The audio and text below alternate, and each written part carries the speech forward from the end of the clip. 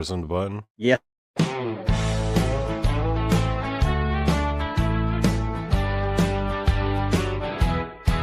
Take me out to see that game with all the balls,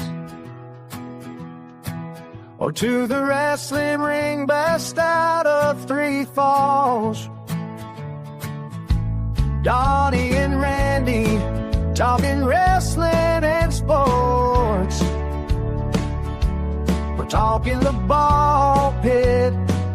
It's the best, of course, 'cause it's the ball pit, the ball pit. Donny and Randy, they freaking called it, 'cause it's the ball pit, the ball pit. There's no better podcast. They're all shit.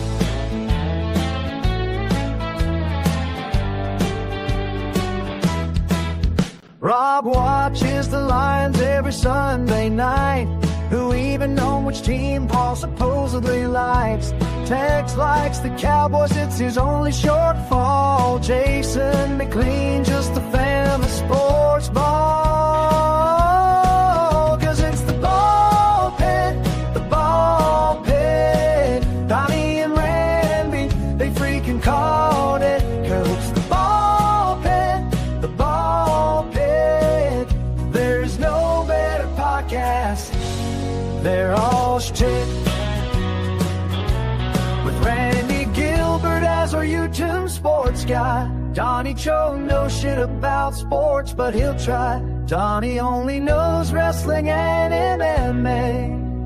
Together these two for the US of A.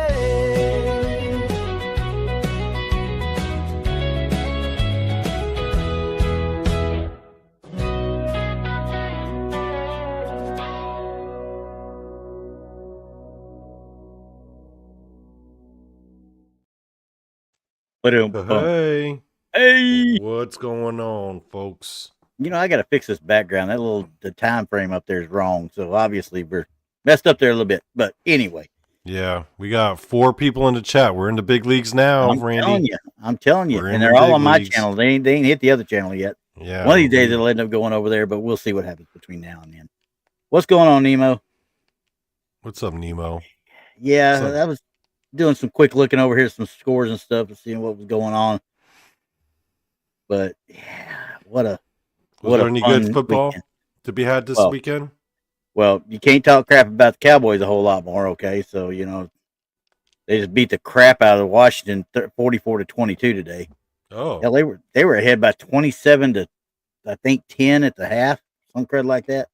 It was not pretty. But then again, you know, Washington's playing pretty much half their crew. They got 3 of their top receivers are out. So they're not, they were kind of half a team. So it was handed to them on a silver platter. Well, to a certain extent, it just meant the defense could actually hold them. Nice. But the offense, they were kicking on every cylinder you could kick. So I guess that's good news for you and your folks, I guess. Yeah, I was more worried because I had to start Dak on my fantasy football this week because my Josh Allen had a bye week this week, so I had to start him on my one of my teams, and I was like, "Oh Lord, please God, no! This will be the week he lays his goose egg or throws 19 interceptions or whatever the case might be." But no, he's 264 yards and 3 touchdowns, so yeah, I'm good with that. And my tight end is the Cowboys tight end, so he had 2 of those touchdowns, so he gave me 20 some odd points too. I'm like, all right, keep this rolling. So it worked great. But, yeah, I was just looking at the scores. I mean, you got them 44-22 over the Commanders. Rams beat the crap out of the Jaguars 35-7. The Bears beat the Saints. Oh, poor Saints. They can't catch a break anymore. Oh. Yeah. Browns beat up on the Dolphins 31-6. Patriots beat the Titans. Chiefs beat the crap out of the Raiders 31-0. Good Lord. Eagles won, beat the Vikings. Panthers won again. Kansas City won, according to Mickey G. Yep, 31-0. Yeah, and on my other league, Patrick Mahomes is my quarterback, and he had a field day today for some reason. Broncos beat the Giants, Colts beat the Chargers, and the Packers beat the Cardinals. And of course, Bengals beat the Steelers back on Thursday night. Yeah. Such fun. Such fun. Yeah. My Longhorns won again yesterday. Mm-hmm. Kicked a field goal in overtime to win it. Pissed me off because they shouldn't have been in overtime to start with, but they're playing Kentucky of all people. Play Kentucky and just absolute look like crap. Before you said that was a Longhorns head, for a while I was thinking, why does Randy have a uterus on his head? Oh, good Lord. You need help. You need help. Help. Trying to find, where is my... There was a baseball game, I think, today, too. I'm trying to find it right now. I don't know why I'm not seeing it, but I'm not seeing it. Oh, well, let's see here. Let me get back up where I was at. Because the Dodgers have won the NL. They swept the Brewers the other day. And I think, are they playing today or not? I don't remember if they're playing today or not, honestly. Let me find my MLB scores here. The Blue Jays are up right now 4-0. So they're only bottom of fifth, so they're up 4-0. And if they win, that means it's going back to Seattle for Game 7. So, yay! Veer's like, honestly, I haven't watched sports in years, but that's why you're watching this show. Exactly. He said that earlier. He gets his sports news from the show. I told him, you need a lot more help than us. I don't even watch sports, and I'm doing a sports podcast. How fucked up is that? Because we really, honestly, if you want to get right down to it, we talk about sports for a few minutes. I gripe and bitch about football in some way, shape, or form, or whoever we've got with us gripes and bitches about football or something, and then we go right into wrestling. Yeah, I mean, I could talk about wrestling all day, but I was figuring like more of the guys, like the guys in the crew. Like Rob and Paul and Tex and them would be showing up to offer their insights. Every so often. Yeah. I don't know if we get Rob a whole lot, depending on when the Lions are playing. But then again, he's also probably drunk by this time at night on Sunday anyway. Well, yeah, tonight's his special night. It is his special night. It's his off night. He does his thing. So let's see here. I am going to bring up the review on yesterday. On the 18th, we had AEW had a pay-per-view called Wrestle Dream. So did you get to catch any of it? No, I didn't watch it because they're the ones you got to go through. With WWE, I can watch it on the ESPN app, but with AEW, you got to go kind of weird around. I think they're trying to run them through Prime, but right now they're actually a pay-per-view still. Hey, Beacon, how you doing? Good seeing you. Yeah, we're gonna talk about wrestling. Be kind. You're gonna be so entertained. Oh Lord. She not like wrestling, or she like wrestling? I don't know if she's a wrestling fan or not. Well, you will be when we're done with you. But anyway, wrestling. Yeah, and you know me. I'm not the biggest AEW fan to start with, because I really think a lot of their stuff is kind of crap to start with. It's not very well booked. Fun ones to watch, like Tony Storm, and I hate to say it, I like watching John Moxley because he tries to get kind of, realistic with it somewhat. And well, he tries. He tries. Yeah, he tries. Yeah. He tries. He tries to make he tries to bring the intensity, like he used to in the early days of Dean Ambrose, when he was playing that part up in WWE. He used to bring it. I mean, he called when he was in NXT, he did his best to call out and fight Mick Foley at times in backstage vignettes and stuff. Mick Foley was all about it, trying to help the kid, get his footing and stuff. What do you think? Do you think he winds up eventually back in WWE? No, I don't think so. You don't think he's coming back? No, the reason is gone. I don't think Vince was the reason he left in the first place. I think he didn't like being kind of sandbagged into a certain persona, where this one is one he's kind of evolved. You know what I mean? The Dean Ambrose persona at first was like what John Moxley is right now, but when it became part of the Shield and stuff, they kind of watered it down, kind of thing. But I think with this one, with the Death Riders and the faction he's got going on with that, I think that's the only thing to me that and Tony Storm are what's really keeping AEW afloat. because everybody wants to see them get their asses kicked. Everybody wants to see them get their their butts handed to them. Claudio Castagnoli was the same way as Cesaro in Mm-hmm. WWE. He was Yeah. hamstrung. He couldn't get a decent match, Yeah. because they were feeding him up to little guys that would fly around all over the place. And when he'd actually assert something, he had to take whatever they were giving him, to sell the spots and stuff. So Yeah, he's freaking awesome, man. that dude's a beast. He could pick Yeah. up a moon and move it. I mean, Yeah. he's that freakishly strong. And So there's the giant swing was one of my favorite things in the world. It was just, I love I the know giant swing. I knew it was a joke. I mean, it really Yeah. was a joke type thing, but it was so cool when he really get going and get up to like You get 16. hyped. Yeah, you get Yeah. hyped. You get the Yeah. crowd into it when you do stuff like that. And they were loving him, and they would not turn him face for nothing. They literally would not do it. Be Kind says, I'm wrestling ignorant, but I'm always willing to learn new things. Just don't let anybody put you We in a might full be able Nelson, to you'll turn be her fine. into a wrestling fan. You never know. Hey, yeah, you never can tell. But yeah, and I'm sitting there looking at some. Of course, you got little crap like the rest of the Death Riders on this one that was on there is a tailgate brawl is what they called it, and the conglomeration, which is Roderick Shaw, essentially the old what was the one that faction in NXT, not Imperium. I'll tell you in a minute. The one that with Adam Cole and his bunch. They call themselves a conglomeration now or whatever, but Roddy Strong, Kyle O'Reilly, Orange Cassidy was in this one with them, and Tomohiro Ishii was with them on this one. But because Marina Shafir, who is part of the Death Riders, right? You know who she's married to, right? Yeah. What's his name?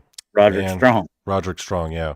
They showed. I was sitting there watching a video a couple of weeks ago where they were having some sort of matchup and Roddy Strong's coming out to go after John Moxley.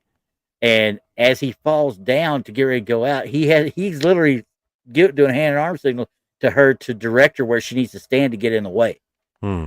And he gets out and comes face to face with her, and she almost busts out. She almost loses character completely. She looks like she was getting ready to bust out laughing. I was just like, oh my God, if she would have done it, because I could see this, happening. They turn the Death Riders, if it a smart way of doing it, turn the Death Riders where they're kind of tweeners at best, and then have her turn on them and join Roderick Strong and those guys on the conglomeration because they're natural bad guys. They really are. Roddy especially. Roderick Strong's a gifted bad guy.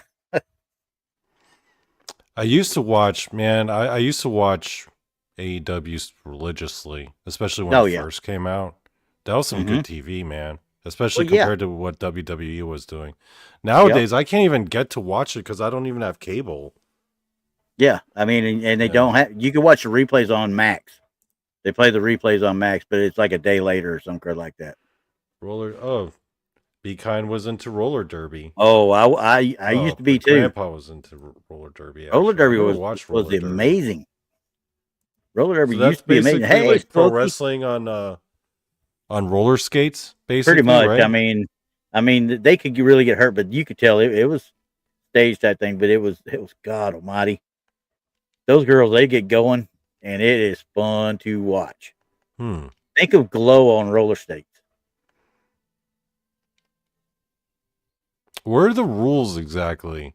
I don't know. Are they just roller skating around, just hitting each other? Is that what it is? Pretty much. You got the blockers and the blockers, the beaters, the sprinters, and they did have one, the whiplash, or that everybody used. I mean, it literally was a whiplash. You get the big girls start going and they build up speed and they whip the other skater around to get around other people and such. And yeah, do some. I don't remember so much because they haven't done it for so long.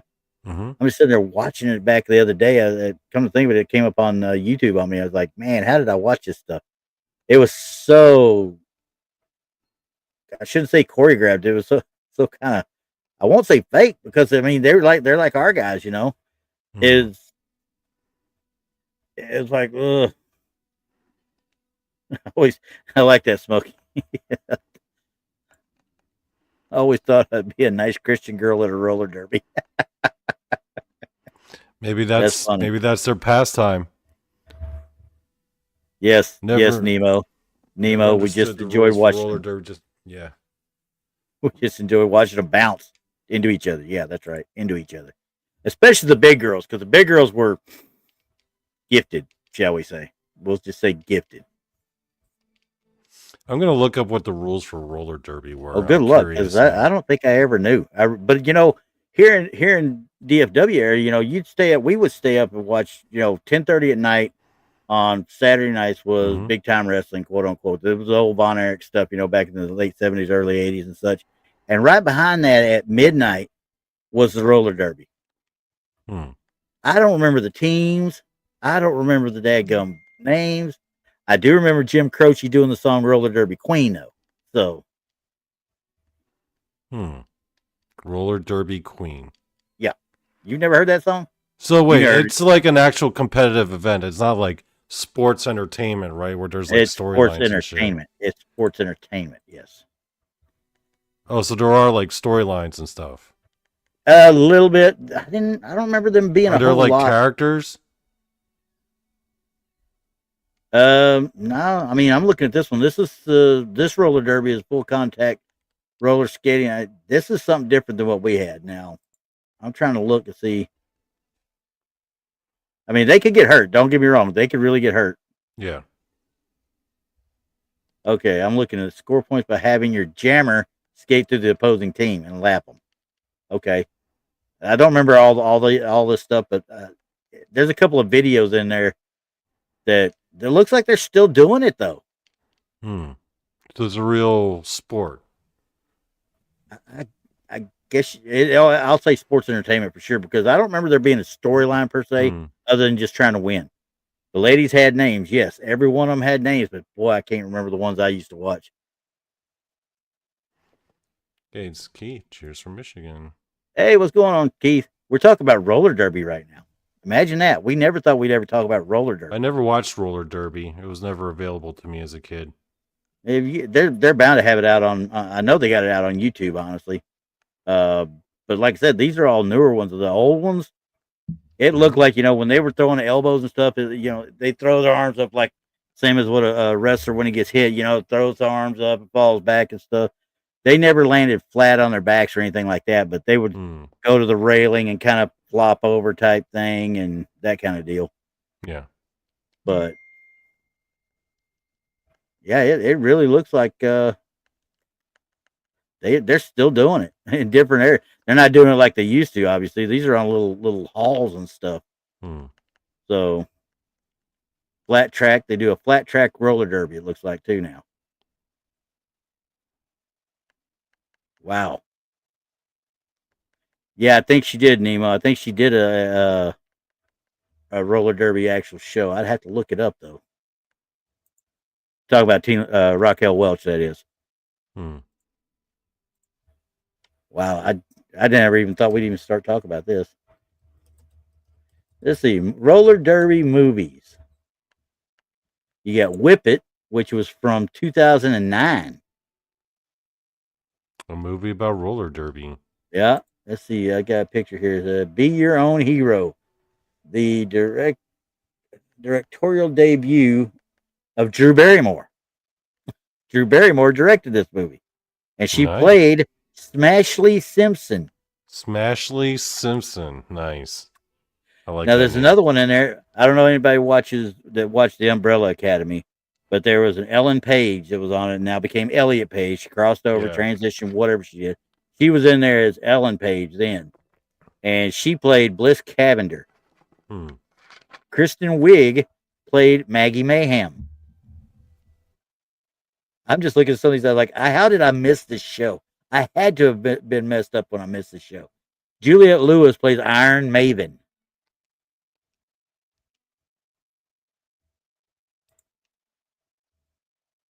Wow. This sounds like a fun movie. I'm going to have to look this one up. Yeah, it does. It really looks.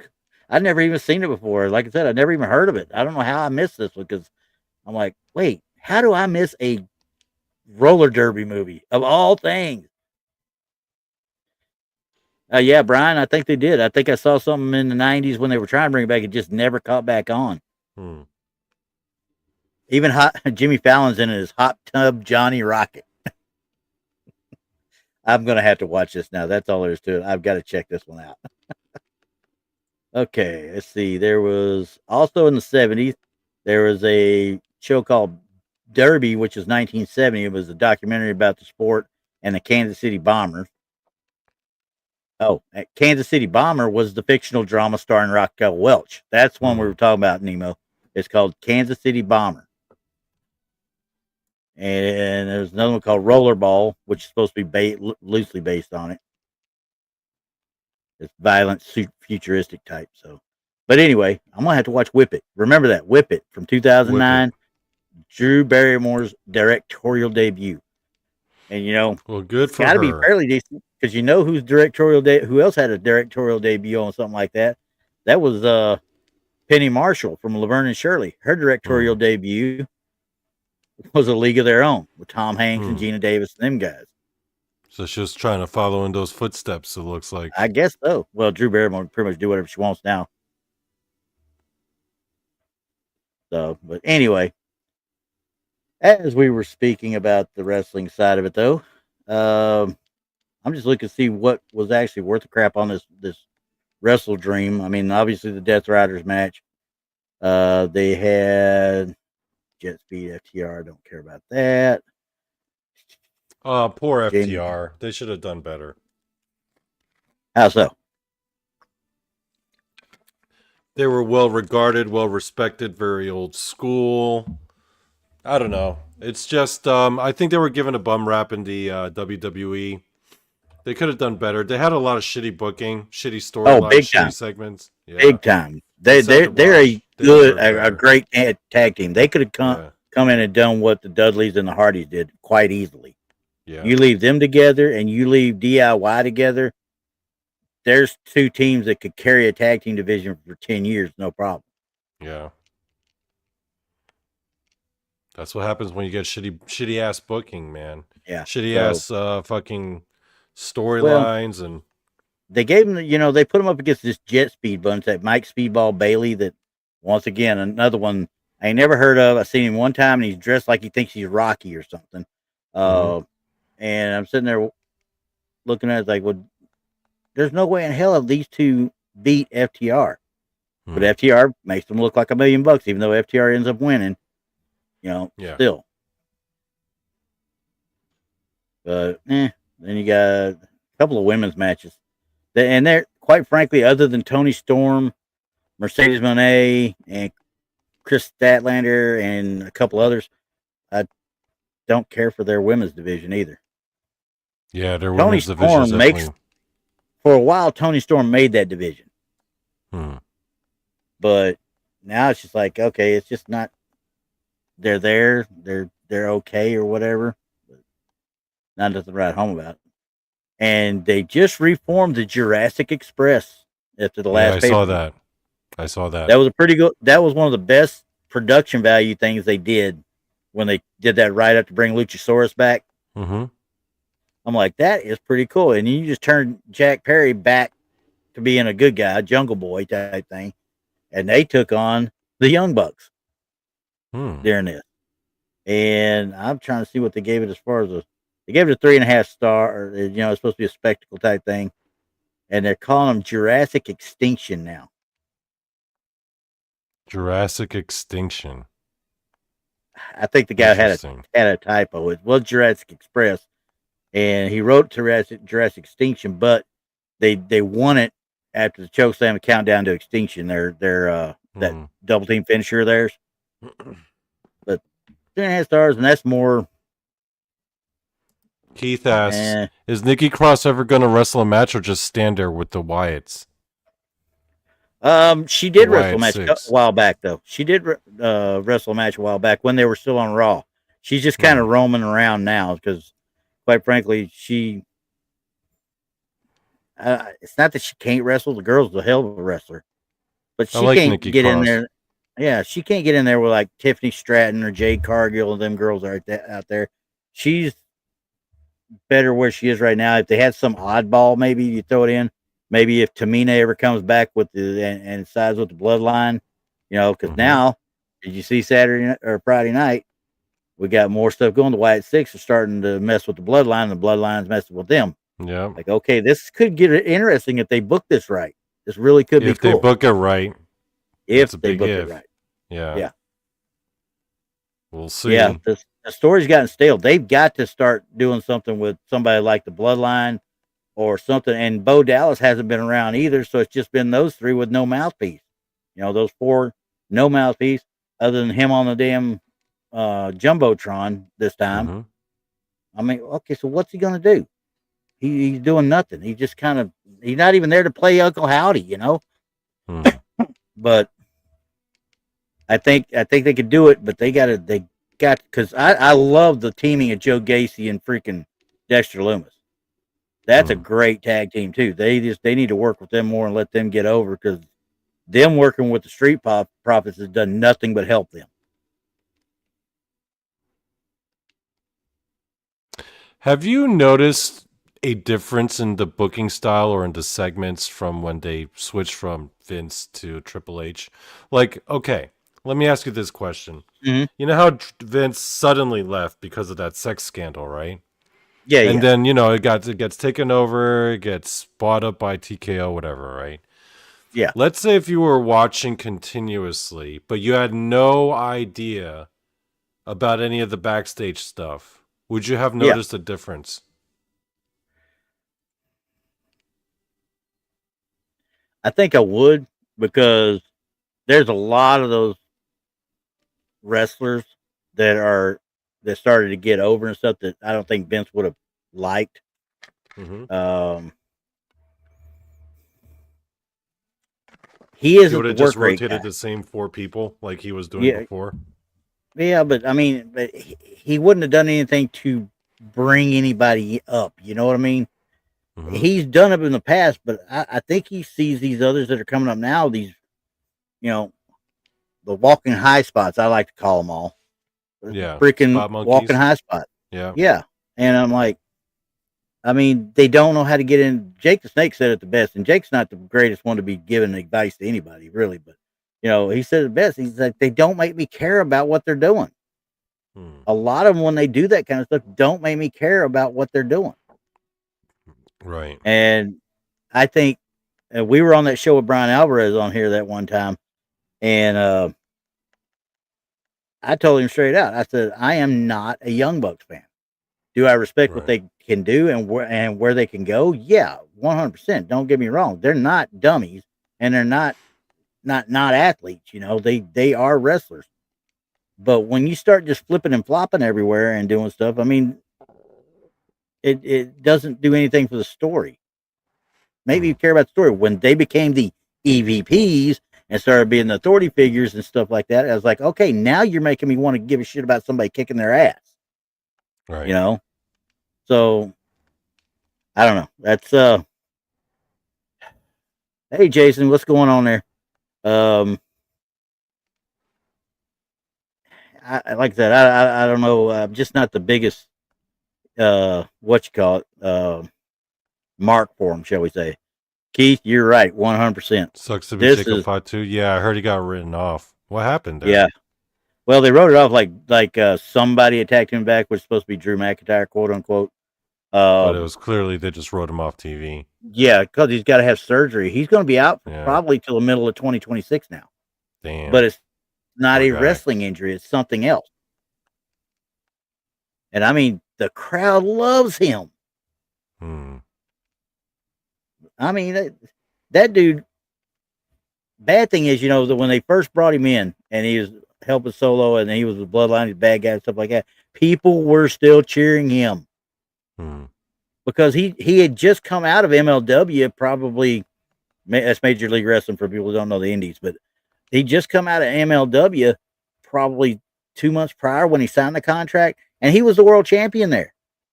Jacob Fatu has held a couple of world championships. Tama Tonga was an All Japan world champion. Tama Tonga, the son of Haku. I saw storylines with him and Haku going after people. Okay. Yep. And they were in the Bullet Club. They were holding it down over in New Japan. Exactly. And they literally, what got me mad about it because they brought him in and they watered him down the minute he came in. Mm-hmm. And they did the same thing to Hikuleo because they're so afraid Hikuleo can't go. But Hikuleo is another one. Talatonga now is what he's called. But he can go. These guys can go. You've got to turn them loose sooner or later. And Tonga, I tell you what, watch that dude at All Japan. Watch his movesets and watch what he does there. And I'm hoping they turn him loose with this stuff with the Wyatt Six. I really do. Hmm. And he's better on the mic than what they're giving him credit for. He says, wasn't it a dental issue? If he's getting implants, he'll be out a while. My implant procedure took nearly 2 years. And I think that's what it is because it's non-wrestling related, supposedly. My bet is that grill that he's got up there probably got jacked up somehow, and it's got all that stuff's got to be replaced. And you're right; it very well could take every bit of a year because they said it was going to be a long time, a long process. So I didn't realize those kinds of surgeries took that long. It's not that; it's the healing part. Once because you can only do a certain amount at a time. So I mean, take it all out. Now he's got grill up here. Don't get me wrong, but I don't know if that's permanent stuff or some of the add-on stuff just for looks. I'm not for sure because if you watch some of the videos on YouTube that have Jacob Fatu in it from earlier years before he signed with WWE, he's a straight out mark for the business. He really loves the business. This guy, one person gave him when he first signed on. I think it was the Undertaker or somebody that gave him one of the old action figures. This dude absolutely marked out. Absolutely marked out. He was giddy, as happy as a pig in slop. He was just, it was amazing to watch somebody because it's fun sometimes to watch him and Solo Sikoa. When they're out and about, they screw with fans. They play with them. You know what I mean? Solo Sikoa is just as bad as he is. I mean, Solo Sikoa, I see him talking back and forth to little kids, on the street. What, you think you're going to do to them? Start doing that crap. And they go back and forth. And then he walk away like he's kind of scared of them, I'm like, that's the kind of dudes you want in your business to start with. You know what I mean? You don't want these guys that just want to be an asshole all the time like the damn Ultimate Warrior was, or like, hell, early on, especially like Stone Cold Steve Austin was. It was straight out dick. So, I mean, it's cool to see them act that way. And I thought the same thing with Triple H when Triple H was, they were in authority mode, him and Stephanie, and these kids, the kid behind him was messing with him at he was on commentary or something like that. Kid was messing with him behind. He turns around and says, "Hey, can't you tell I'm doing I got a job to do here?" Says something, and the kid got real hurt. Right. I mean, it actually hurt the kid's feelings. And he actually broke character right then and there and went over there and sat there and talked to the kid for a second. Said, "Hey, I just got a job to do. It's no biggie. Don't worry about it." And brought him back to the back after the matches were over to get the kid, some freebies and stuff like that. I'm like, these guys pulling that kind of crap that's what you want to see them. Honestly, you don't want to see the dicks. I didn't know that about him. That's pretty cool on him. Well, he's a professional. Oh yeah. Well, oh yeah. 100% professional. I mean, he didn't like break character. He just did it with that kid right then and there. It just so happened the cameras caught it and it came back. They didn't even get published out on YouTube or anything like that, or any of the little until like a year or two later when it finally came out. There you go. There's Keith. There you go. They put 1-inch titanium studs into your jaw and skull. Damn. Then 6 months to heal between surgery segments. Yeah. So Jesus. I can only assume that he's not doing a whole lot because, like I said, I don't know what he's actually getting done. If it's the full blown dental surgery, you may be right. He may not be back to 27. So who knows? I mean, we won't know until it all plays out. Yikes. But anyway, yeah. Well, we were talking about that part of people break character. I mean, you can find stuff out there. people breaking character all over the place as far as kids and stuff. Yeah. And the biggest one, especially when she was doing the mommy character, was Rhea Ripley. I mean, she couldn't not break character with these little girls that were coming up to her because they all loved her. Mm-hmm. And she's like, she couldn't not break character with them because she's sending families home unhappy type thing. That's just a no-go. You don't do that. Yeah. I mean, early on in that run, she kind of messed with a couple of them, but she would tell them, she just walked by them and tell them, don't cheer for me type thing. Do that kind of thing at them. And hey, I mean, you do what you got to do. Randy, what's your opinion on Cena's last match? I think he's getting. Have they actually announced which one it is? I know that he's going to be going up against, the way I understood it, Dominic Mysterio for the IC title. I think that's going to be at a Saturday Night's Main Event. Quite frankly, if they do it the way I think they're supposedly going to be doing it, whereas he's going to take the IC title, finally get his Grand Slam championship that he hasn't gotten yet, and he's going to end up, his final opponent is going to be Gunther, which I would mark out about, honestly, because I think Gunther's still the best technical wrestler in the world right now. He can get out there and go with any of them. That's who you would want his last match to be with? Well, yeah, because what I want Gunther to choke him out like he did Goldberg. Oh, yeah, just the way I understood it, Keith, the way I understood it happening, that one for Saturday Night's Main Event is going to be him and Dominic. But I think there's going to be another one. I think there's going to be one more match at Survivor Series. This is maybe not for sure. I mean, don't get me wrong, but the rumor was he was going to take that IC title, but then he was going to end up getting taken out by Gunther at the Survivor Series part. That's the rumor. Now, I don't know for sure. Obviously, I don't know what the status is with Gunther right now because I haven't seen him since. And maybe I don't know when is that Saturday Night's Main Event. Now that I think about it.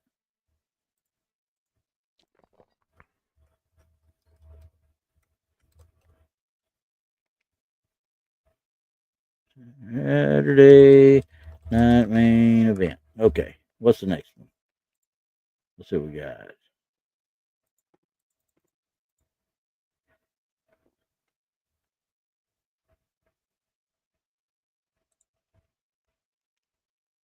Well, crud.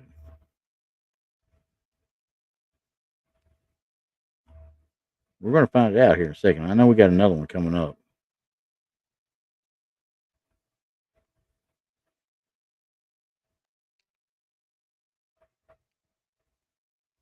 Well, crud. Let's see here. Next show. All right, here we go. November 1st. Okay, so it's going to be Saturday night, November 1st out of Delta Center in Salt Lake City, Utah. I do not see anything yet. It says it's featuring John Cena's final match, so that's not a long. They're not giving it near long enough to build if it's going to be Gunther. I mean, the way I understood it was going to be Dominic because, he's supposed to be going after Dominic to get the IC title. But once again, here we go with this crazy booking. We don't know for sure what's happening 1 minute to the next. They didn't talk about it at all hardly on Monday, other than what the announcers were talking about, and they kept talking about Dominic Mysterio. So Dominic Mysterio is not supposed to be the last opponent, though, right? Maybe they do something this Monday, and he takes Dominic Mysterio and takes the title, and then loses it to Gunther. I would love it to be Gunther. I mean, really would, because I think that's the one he needs to give the rub to going out, just like what Goldberg did. Goldberg did the right thing. I mean, I was very impressed that Goldberg didn't try and say, I can't lose my last match type thing or whatever. And now you've got, I call it the Larry Zbyszko treatment, because Larry Zbyszko ran around for years talking about how he retired Bruno Sammartino, and that's just something Gunther did. Hey, I retired both Goldberg and John Cena. So yeah, I would love for it to be Gunther, because like I say, I like Gunther. I think he's I don't think they should have ever taken the world title off of him, personally. He's the kind of wrestler that you like. Well, yeah, he's the old school shooter, if you want to call it that. Yeah. He's the guy that in the territories would go around like Ric Flair, like Harley Race, and go in and make somebody look like $1 million, but still beat their butts in the end. You know? Yeah, he's Undertaker's favorite guy. I remember seeing that clip on his podcast. Oh yeah, where they asked the Undertaker, "Who's your favorite guy right now?" He's like Gunther. Yeah, because he's old school. He's straight out old school. Now I want to know with all the. I wonder if he's having problems with immigration stuff or whatever. I don't know. Maybe that's why he's not being. Yeah, maybe that's why he's not here. I don't know. Yeah, I don't know. I mean, that's one of those that's for them to handle. I don't care. But anyway, if he is here, yeah, he needs to be that last title, that last defense or last match, whatever they want to call it. Because quite frankly, I don't need to see Brock Lesnar come out there and throw 50 suplexes and F5 him 8 times, or F5 him 8 times, just to get a sloppy looking win like he did at freaking WrestlePalooza. What a joke of a daggum pay-per-view / opening for ESPN that was. But like we had said before, there was a lot of hype, man. Brock Lesnar and John Cena. People wanted to see and it didn't live up to it. It didn't live up to it at all. It literally was like an 8-minute match. We're talking about a 3.5 hour show that had 5 freaking matches. And the longest one was 20 minutes. That math don't add up. That's Steiner math. Okay? Steiner math. Yeah. I mean, anybody doesn't know what that is, go back and watch the old Steiner promos in TNA. Steiner math. You'll understand. Yep. Scott Steiner needs to shut up sometimes. But it's cool. It's cool to watch him. So, yeah, I was a fan of Lesnar. Yeah. Don't get me wrong. I met the guy in an airport in El Paso, and he was a bad guy then, and he was playing kayfabe, But on the way out, he was very nice to everybody. He would shake your hand. Now nowadays, I don't know how much he's due, but they're always protecting him now. But I mean, I like Brock Lesnar.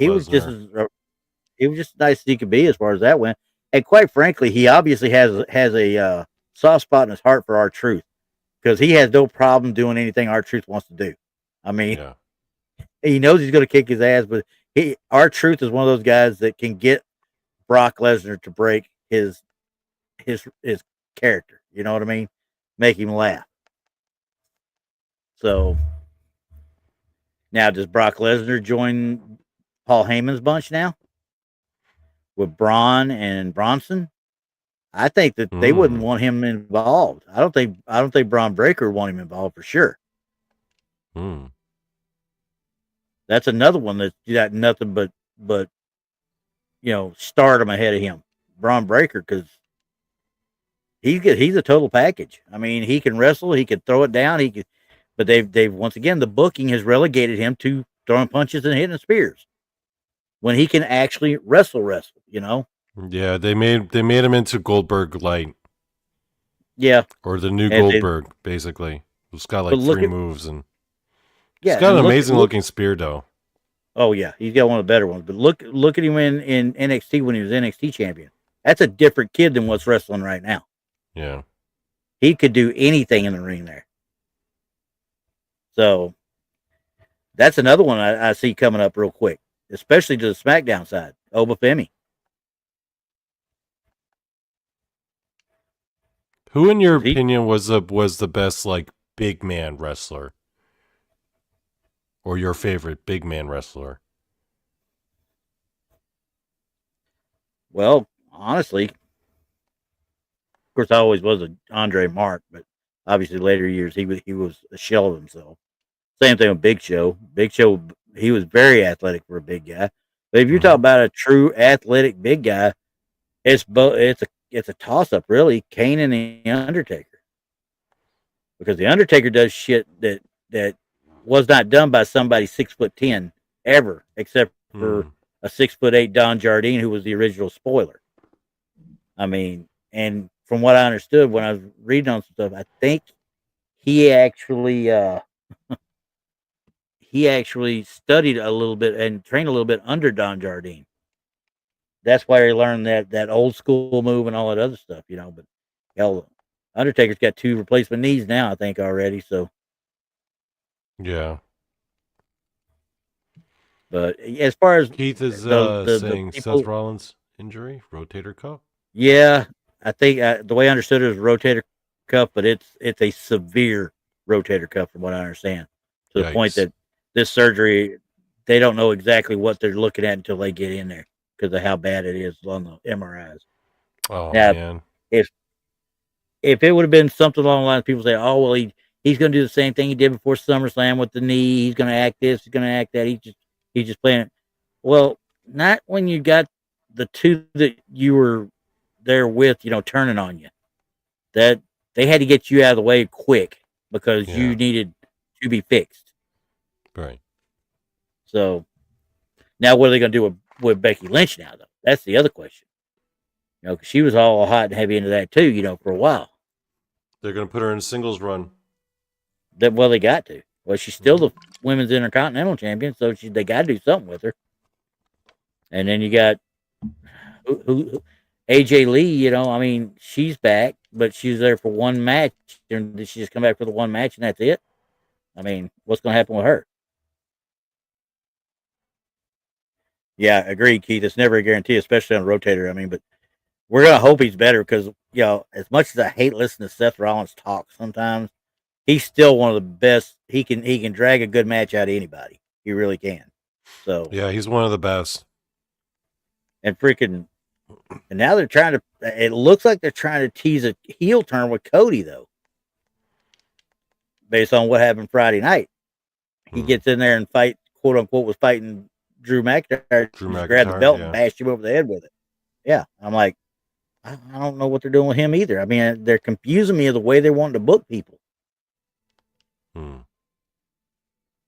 But hey, if it makes me watch to see what's going to happen next, that's good writing. It's good booking. So that's what they're supposed to be doing. That's what they're supposed to do. Yep, they're supposed to make us want to come back. Got to put butts in the seats. And I'm a firm believer. Yeah, Keith, you're right. He does a great job as a heel. He sucks as a babyface. God, he sucks as a babyface. Cool. Seth Rollins. Seth? Yeah, he sucks as a babyface. That's why you had him. You know, 2 years ago you had him lose the title to Drew McIntyre just to have turn around and put it on Damian Priest on the cash in, which is another one they have squandered. The dude is a great big man. He could be even better than what he is, but they squandered with him now, and now he's sitting there. I think he's going to be out for a little bit, but now they got him in the mix with Aleister Black. I'm like, y'all just screwed that one up big time. Because once again, him being the world champion and Rhea Ripley being the women's champion at the time on Raw and calling them the Terror Twins, they had something magic in a bottle and they did not capitalize on it. They started screwing with it almost immediately. But hey, it got the strap on Gunther, so I was kind of happy with that. Seth Rollins works as a face as long as he's not like the top face. If he's like in a faction or in a tag team as a face, he's fine. The problem was they made him the number 1 guy. They tried to make him like they put him in the Roman Reigns spot, and it wasn't working. Especially with not that Fiend anyway. And how that whole thing turned out. Because everyone was so hyped for the Fiend, and then you know, you have to lose to Seth. I never liked like that. I never liked them doing that with freaking Bray Wyatt either, though. The Fiend thing. Yeah. I'm like, I can see it, but then they start doing those style of matches that you know Matt Hardy came up with, the deletion matches and crap. I'm like, this is a theatrical stage, is what it is. It's not a freaking wrestling ring. It's it stopped being a wrestling ring. I've got a question here. Come on, Nemo. Come Which on Nature now. Boy was their best? Wait. I got a cramp in my thumb. Hang on. Just remember. You don't remember that promo, do you? No, I don't. That was an Arn Anderson promo back in WCW back about 1990. I got a cramp in my thumb. I got a cramp in my thumb, and does that to him, and all four of them are like, yeah. Like, love me some Arn Anderson, I tell you. But yeah, no. He's like that grouchy uncle. Arn Anderson is like that grouchy uncle that shows up for Thanksgiving. Yep. And yeah, quite frankly, I know you got Nature Boy Buddy Rogers and you got Buddy Landell, but Nature Boy Ric Flair, he's always going to be the Nature Boy. And no matter how much he shits all over his legacy now, like he's been doing, which no, I just noticed. Sorry guys, if I was getting loud, I didn't mean to. That gain was all the way up. I just saw that. That was that was not it's not good what he's done to himself and his legacy now versus what he got as.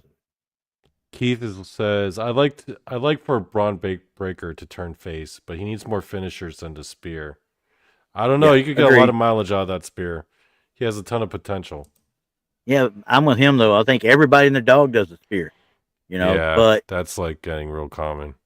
His thing is, I mean, do the spear, but he needs to do the spear and go into a collegiate wrestling maneuver like what the Steiners are known for. Not the Steiner recliner. That was crap. That was nothing but a camel clutch or accolade as far as Rusev goes. But I mean, something along the lines of an anaconda device or an arm bar. Remember how the old Minnesota Wrecking Crew, which was the Anderson brothers, they used to put a knee to the shoulder and they go into a full blown arm bar where they would just bar the arm across their legs and stuff and almost rip the shoulder out of the socket. It looked like they were ripping the shoulder out of the socket. He needs something like that. I don't remember if you remember the guy. It was Man Mountain something in WWE, but it was Max Payne in WCW. But he would lay on them, grab the arm, kind of like the disarmer where she puts it between her legs, but he has it in his arms and he just lays on the back of them and cinches it back. You know what I mean? Something along that line. I mean, something with a little bit of a amateur background to it. Yeah. Some sort of adopt the Rings of Saturn. Put his own little flourish on it. Yeah. Yeah. Something like that. Work that out. I mean, give him a good submission, and I mean a painful submission, because quite frankly, Bryan Danielson and CM Punk both used the calf crusher for a long time. Calf crusher should have absolutely destroyed people. And early on in his career, Bryan Danielson in Ring of Honor, he did. He would put that on somebody and they'd be tapping quick. So I don't know. That's one of those that. Yeah, I'm sure he's got other moves. It's just the way that they're. Yeah. It's just that style for mainstream WWE. You just rely on the same moveset. Yeah, I think so. I mean, you're not allowed to be as dynamic. Who would make a good tag team partner with Breaker if he was to go that way? Him and Jacob Fatu would be nuts. I like the Tree of Woe. Yeah, I mean it would. I don't think they'd. Yeah, Tree of Woe was a great move. I mean, put him in the daggum thing, and who was it did the baseball slide into the Tree of Woe? Was that Cactus Jack? Okay, so I had a move that I invented. Okay. If I were to become a pro wrestler, it would be the most. Okay, it would be the perfect move. Okay, hear me out on this. So if I were a pro wrestler, I put my opponent in a Tree of Woe, but I do it so that their legs are open like a spread eagle. Yeah. And then I would take my fist like this, and then I'd turn my hands like this, and then I would bring it slowly over to their balls, and then flick, and then the whole crowd would be like, "Oh no!" And then the guy would be all like writhing in pain. They already did that with Goldust's curtain calls, the nut shots. No, but this one is upside down, and it's a flick right into still, balls. You're still screwing with somebody's nuts. I mean, come on. Yeah, no, the Gold Dust version is their right side up, their legs are open, hanging over the ropes, and he just runs across and he just punches them into balls. Punch them. No, flick, a flick, I feel like would have more weight in the meaning because people would be like, "Oh no, he didn't just do that," and you would still like wince in pain. Yeah, I wouldn't want anyone flicking me in the balls like that. Here's one for you. I can't remember which one she was facing. Toni Storm in AEW. Yeah. I think she was going against it may have been that Athena or something like that. I can't remember off the top of my head.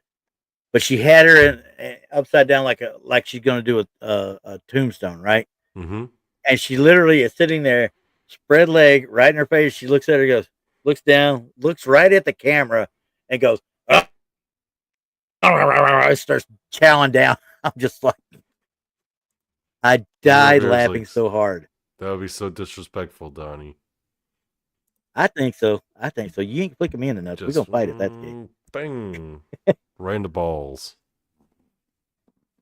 Yeah, I'm still trying to think who I'd like for Breaker to have as a partner. I mean, because I love the idea of Fatu, but I think Fatu's going to be something big when he gets through all this other crap. You know, I think he could easily be a world champ, pretty easy.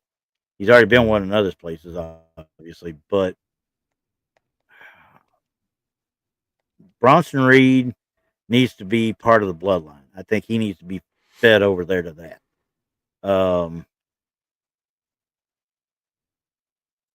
Oh, you know who I think should be coming back with him? Now that I think about it, and they didn't get used like they should.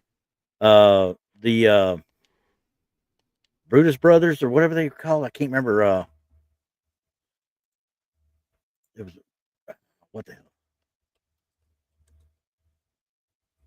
Hey, Sparky. The Creed brothers. There we go. The Creed brothers.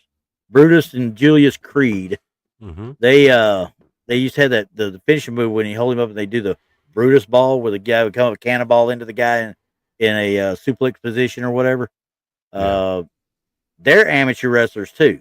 I mean, so you got a little bit of the amateur side of it and thing. So I think they would be all right. How are you doing, Sparky? I still haven't sat down and watched the one you got with out at the barn there. I think it was a little shush video. I think it was. I got to look at that again. It came up the other day, and I did not get a chance to get over and look at it, so I got to get out and look at that one too. But between them, I'm trying to think somebody else in that genre / would be good for them type thing. And I can't remember. I just can't remember anybody that really makes me think, hey, this guy needs to be with Braun Breaker. Because I think he's going to stand on his own, honestly, eventually. Yeah, he's definitely the future. They need to start coming up with some new guys, man. Everyone's aging out.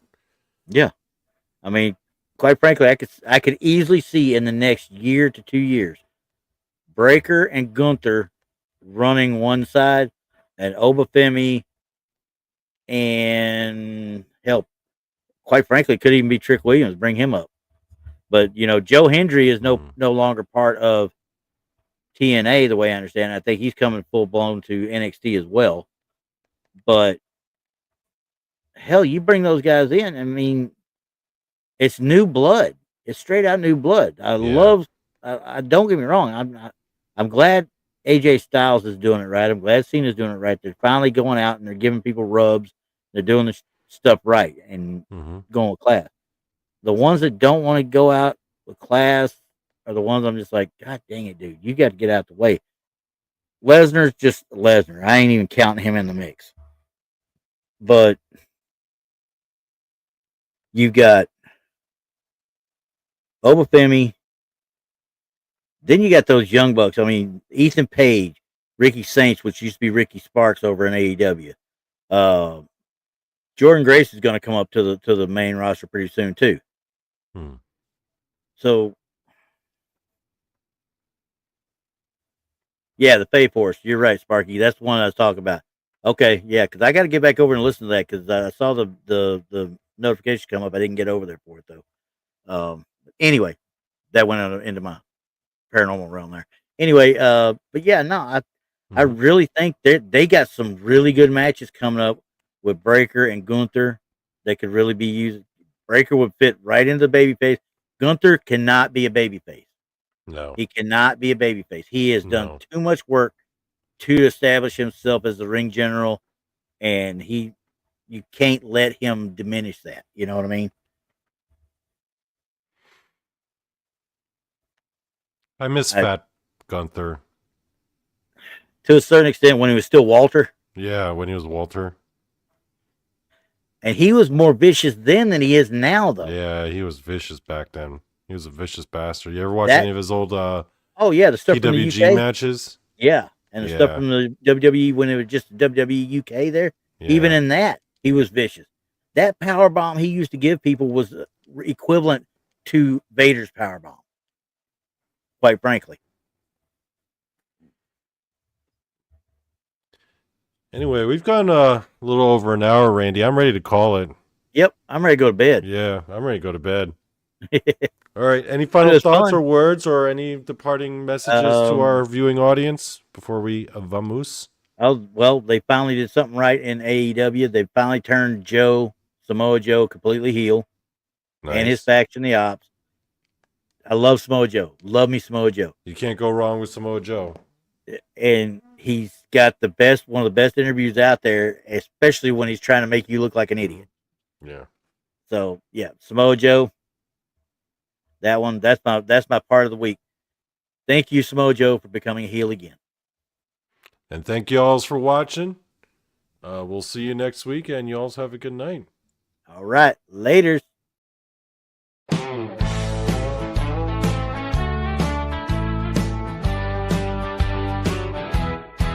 Take me out to see that game with all the balls.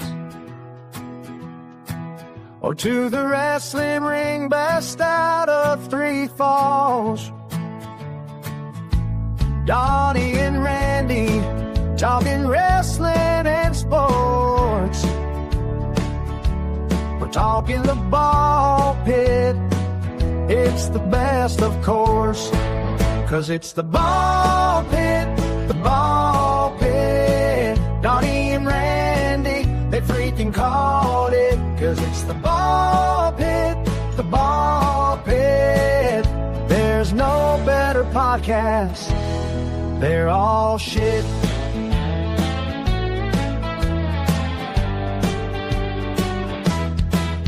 Rob watches the Lions every Sunday night. Who even know which team Paul supposedly likes? Tex likes the Cowboys, it's his only shortfall. Jason McLean, just a fan of the sports ball. 'Cause it's the ball pit, the ball pit. Donny and Randy, they freaking called it. 'Cause it's the ball pit, the ball pit. There's no better podcast. They're all shit. With Randy Gilbert as our YouTube sports guy. Donny Cho knows shit about sports, but he'll try. Donny only knows wrestling and MMA. Together these two for the youth.